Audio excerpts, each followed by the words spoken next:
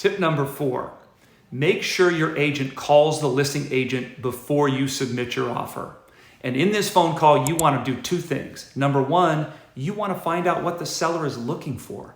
You see, many buyers and their agents mistakenly assume that all sellers want the same thing. They all want the highest price, or they all want the shortest escrow. When in fact, a lot of times there are many little subtle things that a seller may be looking for that would make your offer more appealing.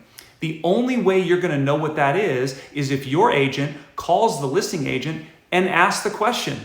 It's really that simple. And you think all agents would do it, but I can assure you that most of them don't. You see, many times we get offers sent to our email completely unannounced. We have no idea who the agents are. We had no idea an offer was even coming in. But I can tell you it goes a long way towards creating rapport when we get a call from a buyer's agent prior to receiving an offer, letting us know what the seller's looking for, or asking what the seller's looking for, number 1, and number 2, letting us know we'll be receiving an offer. Because the second thing this phone call does is it starts to establish rapport.